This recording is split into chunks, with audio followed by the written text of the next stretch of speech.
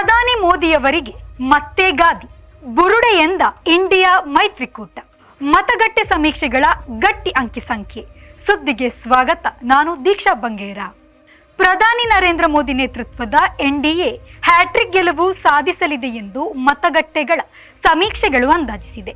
ಎನ್ಡಿಎಗೆ 350ಕ್ಕೂ ಹೆಚ್ಚು ಸ್ಥಾನಗಳು ದೊರೆಯಲಿದೆ ಎಂದು ಬಹುತೇಕ ಸಮೀಕ್ಷೆಗಳು ಹೇಳಿದೆ.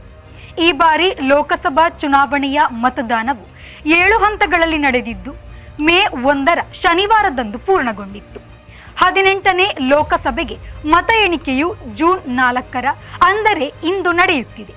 ಲೋಕಸಭೆಯಲ್ಲಿ ಸರಳ ಬಹುಮತಕ್ಕೆ 273 ಸ್ಥಾನಗಳು ಬೇಕು.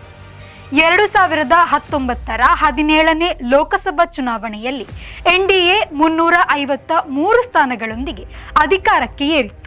ಈ ಬಾರಿ ಅದನ್ನು ಮೀರಿಸುತ್ತದೆ ಎಂದು ಸಮೀಕ್ಷೆಗಳು ತಿಳಿಸಿದೆ. ಇಂಡಿಯಾ ಮೈತ್ರಿಕೂಟಕ್ಕೆ 125ರಿಂದ 150 ಸ್ಥಾನಗಳು ಸಿಗಲಿದೆ ಎಂದು ಸಮೀಕ್ಷೆಗಳು ಅಂದಾಜಿಸಿದೆ. ಉತ್ತರ ಪ್ರದೇಶದ 80 ಸ್ಥಾನಗಳಲ್ಲಿ ಬಿಜೆಪಿ 65ಕ್ಕೂ ಅಧಿಕ ಸ್ಥಾನಗಳನ್ನು ಗೆಲ್ಲಲಿದೆ ಎಂದು ಹಲವು ಸಮೀಕ್ಷೆಗಳು ಹೇಳಿದೆ. 2019ರ ಲೋಕಸಭಾ ಚುನಾವಣೆಯಲ್ಲಿ ಕಮಲಪಾಳಯ ಇಲ್ಲಿಯ 62 ಸ್ಥಾನಗಳನ್ನು ಗೆದ್ದುಕೊಂಡಿತ್ತು. ತನ್ನ ಭದ್ರಕೋಟೆ ಎನಿಸಿರುವ ಗುಜರಾತ್, ಛತ್ತೀಸ್ಗಢ, ಮಧ್ಯಪ್ರದೇಶ, ಉತ್ತರಾಖಂಡ ಮತ್ತು ಹಿಮಾಚಲ ಪ್ರದೇಶಗಳಲ್ಲಿ ಬಿಜೆಪಿಯ ಗೆಲುವಿನ ಓಟ ಮುಂದುವರಿಯಲಿದೆ ಎಂದು ಸಮೀಕ್ಷೆಗಳು ಭವಿಷ್ಯ ನುಡಿದಿದೆ. ಇಂಡಿಯಾ ಟಿವಿ, ಸಿಎನ್ಎಕ್ಸ್ ಸಮೀಕ್ಷೆಗಳು ಎನ್ಡಿಎಗೆ ಅತಿ ಹೆಚ್ಚು ಸ್ಥಾನ ಗೆಲುವಿನ ಅಂದಾಜು ಮಾಡಿದ್ದು 371ರಿಂದ 401 ಸ್ಥಾನಗಳನ್ನು ಗೆಲ್ಲುವುದಾಗಿ ಹೇಳಿದೆ. ಎನ್ಡಿಎ ಈ ಬಾರಿ 400 ಸ್ಥಾನಗಳನ್ನು ಮೀರಿ ಗೆಲ್ಲಲಿದೆ ಎಂದು ಪ್ರಧಾನಿ ನರೇಂದ್ರ ಮೋದಿ ಸೇರಿದಂತೆ ಪಕ್ಷದ ನಾಯಕರು ಹಿಂದೆಯೇ ವಿಶ್ವಾಸ ವ್ಯಕ್ತಪಡಿಸಿದ್ದರು. ಪಶ್ಚಿಮ ಬಂಗಾಳ ಮತ್ತು ದಕ್ಷಿಣದ ರಾಜ್ಯಗಳಲ್ಲಿ ಬಿಜೆಪಿ ತನ್ನ ಬಲ ಹೆಚ್ಚಿಸಿಕೊಳ್ಳಲಿದೆ ಎಂಬುದರತ್ತ ಸಮೀಕ್ಷೆಗಳು ಬೊಟ್ಟು ಮಾಡಿದೆ. ತುಳುನಾಡಿನಲ್ಲಿ ಎನ್ಡಿಎ 5 ಸ್ಥಾನಗಳನ್ನು ಗೆಲ್ಲಬಹುದು ಎಂದು ಜನ್ ಕಿ ಬಾತ್ ಸಮೀಕ್ಷೆ ಹೇಳಿದರೆ, ಕೇರಳದಲ್ಲಿ ಇದೇ ಮೊದಲ ಬಾರಿಗೆ ಖಾತೆ ತೆರೆಯಲಿದೆ ಎಂದು ಕೆಲವು ಸಮೀಕ್ಷೆಗಳು ಅಂದಾಜು ಮಾಡಿದೆ. ಪ್ರಧಾನಿ ನರೇಂದ್ರ ಮೋದಿಯವರು ಈ 2 ರಾಜ್ಯಗಳಲ್ಲಿ ಹಲವು ಪ್ರಚಾರ ಸಭೆಗಳು, ರೋಡ್ ಶೋ ನಡೆಸಿದ್ದರು. ಎನ್ಡಿಎ ಮೈತ್ರಿಕೂಟವು ಬಂಗಾಳದಲ್ಲಿ 22 ಸ್ಥಾನಗಳನ್ನು ಗೆಲ್ಲಬಹುದು ಎಂದು ಸಮೀಕ್ಷೆಗಳು ಹೇಳಿದೆ.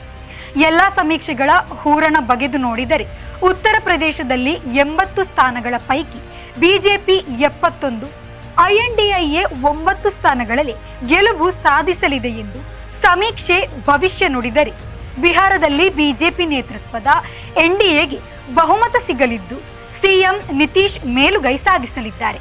ತಮಿಳುನಾಡಿನಲ್ಲಿ ಬಿಜೆಪಿ ಖಾತೆ ಓಪನ್ ಮಾಡಲಿದ್ದು ಬಿಜೆಪಿಗೆ 1ರಿಂದ 3 ಸ್ಥಾನ ಸಿಗಲಿದೆ. ಡಿಎಂಕೆ ಅತಿ ದೊಡ್ಡ ಪಕ್ಷವಾಗಿ ಹೊರಹೊಮ್ಮುವ ಸಾಧ್ಯತೆ ಇದೆ. ಇನ್ನು ಕೇರಳದಲ್ಲಿ ಕಾಂಗ್ರೆಸ್ ನೇತೃತ್ವದ ಐಡಿಎಫ್ ಮೈತ್ರಿಕೂಟಕ್ಕೆ ಮತ್ತೆ ಗೆಲುವು ಸಿಗಲಿದ್ದು ರಾಹುಲ್ ಗಾಂಧಿಯವರು ವಯನಾಡು ಮತ್ತೆ ಒಲಿಯುವ ಸಾಧ್ಯತೆ ಇದೆ. ಬಿಜೆಪಿಗೆ ಕೇರಳದಲ್ಲಿ 1 ಸ್ಥಾನ ಸಿಗುವ ಸಾಧ್ಯತೆ ಇದೆ ಎಂದು ಸಮೀಕ್ಷೆಗಳು ತಿಳಿಸಿದೆ. ಮಧ್ಯಪ್ರದೇಶ, ಗುಜರಾತ್, ಉತ್ತರಾಖಂಡಗಳಲ್ಲಿ ಎಲ್ಲ ಲೋಕಸಭಾ ಕ್ಷೇತ್ರಗಳನ್ನು ಗೆದ್ದು ಬಿಜೆಪಿ ಕ್ಲೀನ್ ಸ್ವೀಪ್ ಆಗಲಿದೆ. ತೆಲಂಗಾಣದಲ್ಲಿ ಕಾಂಗ್ರೆಸ್ 8 ಸ್ಥಾನ ಗೆಲ್ಲುವ ಸಾಧ್ಯತೆ ಇದ್ದು ಬಿಜೆಪಿ 7 ಸ್ಥಾನಗಳೊಂದಿಗೆ 2ನೇಯ ದೊಡ್ಡ ಪಕ್ಷವಾಗುವ ಸಂಭವವಿದೆ. ಹೈದರಾಬಾದ್ನಲ್ಲಿ ಅಸಾಮುದ್ದೀನ್ ಓವೈರಿಗೆ ಬಿಜೆಪಿಯ ಮಾಧವಿ ಲತಾ ಟಫ್ ಫೈಟ್ ನೀಡಿದ್ದಾರೆ. ದೆಹಲಿಯ 7ಕ್ಕೆ 7 ಸ್ಥಾನಗಳಲ್ಲೂ ಬಿಜೆಪಿ ಗೆಲುವು ಎಂದು PMARQ ಸಮೀಕ್ಷೆ ಹೇಳಿದ್ದು ಆಫ್ ಕಾಂಗ್ರೆಸ್ಗೆ ಮುಖಭಂಗ ಎನ್ನಲಾಗಿದೆ. ಪಶ್ಚಿಮ ಬಂಗಾಳದಲ್ಲಿ 42 ಸ್ಥಾನಗಳ ಪೈಕಿ 21ರಿಂದ 25ರಲ್ಲಿ ಬಿಜೆಪಿ ಗೆಲುವು ನಿರೀಕ್ಷೆಯನ್ನು ಸಮೀಕ್ಷೆಗಳು ಹೇಳಿದೆ. ಮುಖ್ಯಮಂತ್ರಿ ಮಮತಾ ಬ್ಯಾನರ್ಜಿಯವರ ನೇತೃತ್ವದ ಟಿಎಂಸಿಗೆ 16ರಿಂದ 20 ಸ್ಥಾನ ಸಿಗುವ ಸಾಧ್ಯತೆಗಳು ಇದೆ ಎಂದು ಸಮೀಕ್ಷೆಗಳು ತಿಳಿಸಿದೆ. ಸಮೀಕ್ಷೆಯ ಬಳಿಕ ಎಐಸಿಸಿ ಅಧ್ಯಕ್ಷ ಮಲ್ಲಿಕಾರ್ಜುನ ಖರ್ಗೆ ಅವರು ಪ್ರತಿಕ್ರಿಯೆ ನೀಡಿದ್ದು, ಇಂಡಿಯಾ ಮೈತ್ರಿಕೂಟ 295 ಕ್ಷೇತ್ರಗಳಲ್ಲಿ ಗೆಲ್ಲಲಿದೆ ಎಂದು ವಿಶ್ವಾಸವನ್ನು ವ್ಯಕ್ತಪಡಿಸಿದ್ದಾರೆ.